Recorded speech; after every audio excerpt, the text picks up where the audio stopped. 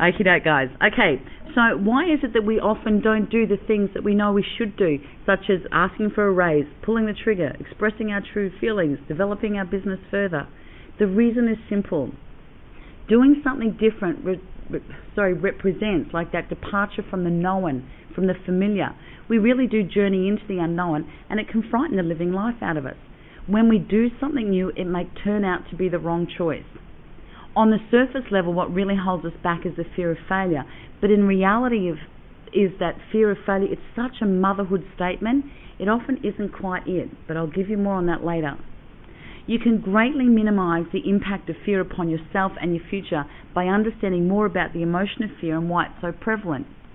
In the caveman story I gave you just earlier, we noted that fear is an emotion that has been essential for our survival. In today's world, fear, like any other emotion, impacts us negatively only when we stay stuck in it or when it becomes bigger than us. Frankly, we can't live without fear, so please don't think that you're going to deal with your current fears, that you'll never experience them again, and you will forever feel 10 foot tall and bulletproof. That is not so. It's been argued that some of our ancestors who were the most fearful and played it safe were actually more likely to survive. You know, the thrill seekers certainly got rewarded handsomely for their successes, but they often met with fatal consequences. So therefore, people who have been basically rewarded with survival over thousands and thousands of years, guess what's happened? We have got almost like these fearful genes that have been floating around in our DNA pool. They do serve us well. They served us well thousands of years ago. They serve us well today. Just the amplitude of them at this point in time is a little bit stronger than what we sometimes, not always, need. Now, from a biological standpoint, it makes perfect sense not to venture into hostile environments unless we know for certain what we're going to go up against. You know, after all, playing it safe did mean living longer. As I said, that was the payoff. Today's rapidly changing world, the same response can have a clear advantage in some cases, but very, very few. And so often it's when we get into this response that we see certainly our goals, our dreams, our visions get shut down. We start living a life in the same old rut. So there is good news. It doesn't have to be this way. You just need to understand how the brain responds to the emotion of fear and to turn the emotional enemy into an ally. Fear is basically an emotion that, even though experienced in the now, is hinged on something in the future, and that's why it's a little tricky and why it differs from most other emotions. You fear only those things that have not happened because you are uncertain of the outcome. And those gripped by fear will create in their mind a number of possible outcomes. And guess what? They become fearful of the possible outcomes that they've created in their mind, and this in turn intensifies the fear. It really is a crazy game we play. Now understand that there are two things that the mind really craves. One, the ability to predict, and two, the ability to maintain control. Now both of these exit the building stage left when fear is present. The more helpless you feel, the less you can be certain of the outcome, and gradually fear builds.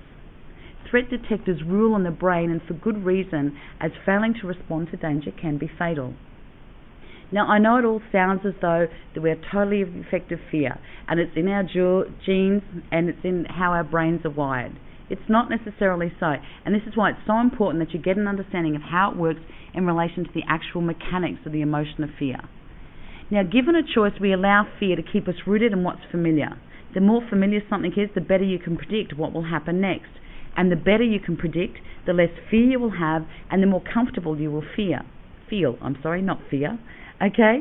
It is the fear that keeps us from adapting to change, from stepping outside of the box and doing those things that we just know that we should do. Now, when you're under minimal pressure, it's easy to keep your head on your shoulders, to think relatively clearly, to perceive your environment and the possible outcomes. We're able to contemplate all the options and carefully formulate a plan and then take the action. When things are going really well, we have ample of time to consider the options that lie before us, to get the guidance that we want or need, and to experiment with different approaches. Now, in a nanosecond, when you're under pressure, you enter that flight or fight mode as part of your brain mobilizes for survival. Your field of perception narrows. You see things in black and white, just to narrow down the options. You feel the need to do something, anything, even if that is just to sit frozen and watch the game unfold. So first, recognize that the brain is conservative and it will cling to the familiar and the predictable.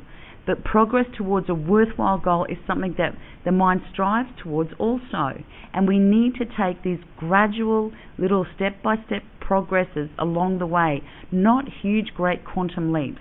And like I said earlier, you will overcome your fears, but it may not happen overnight. Okay, so now I know that some of you are thinking, okay, I get it. Now, how do I handle it? So in order to do that, you need to have a look at some of what the universal responses to fear are and what the masks of fear are and how you personally respond. What I'm going to share with you now is 5 universal responses to fear. Now note that these responses to fear actually occur in the moment when the fear strikes, okay? Right in that nanosecond when bang, it turns on.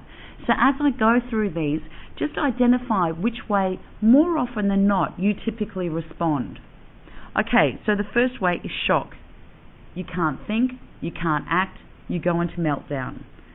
Okay, the second way is to attack.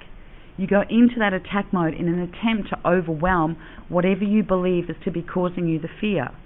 Understand though, behind every angry person, there is fear and there is pain and there is upset. Okay?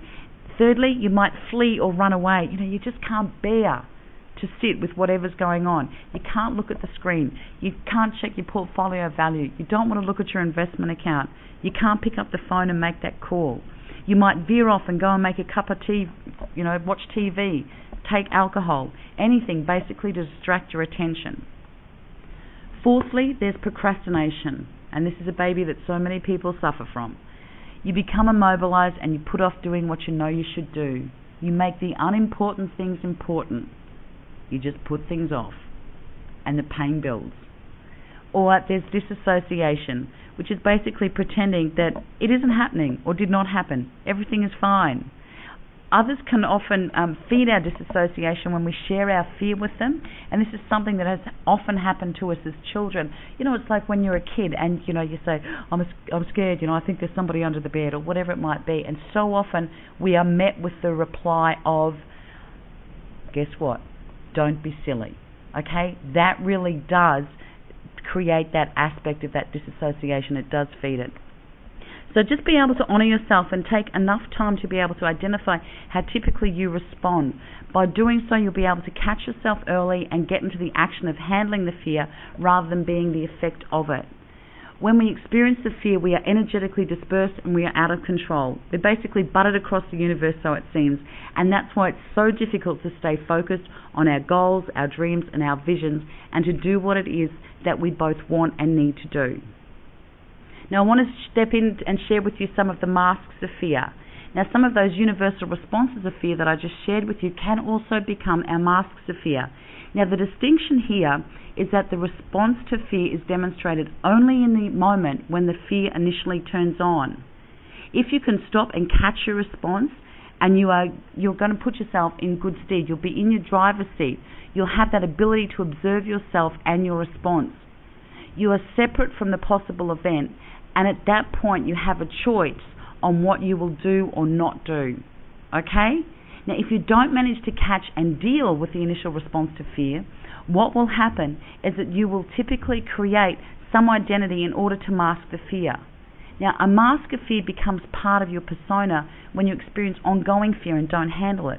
It's a protection mechanism that is unconsciously put in place in order to stop feeling the sensations of fear and pain. It's an attempt to shut them down and cover them up. Okay, so let's have a look at some of the things that we might use as masks for fear. Be able to think about it, guys, in regard to how you respond when fear continues for you. What is it that you typically do?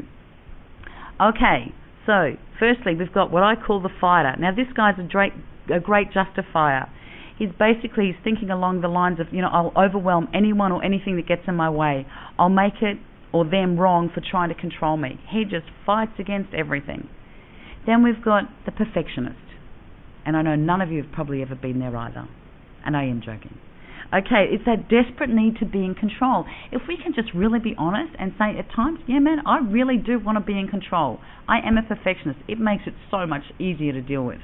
Okay, compulsively attempting to control situations, feelings, people or relationships. These are the kind of guys that say, I can't let people see that I'm not capable or not on top of my game. Now, they would never actually disclose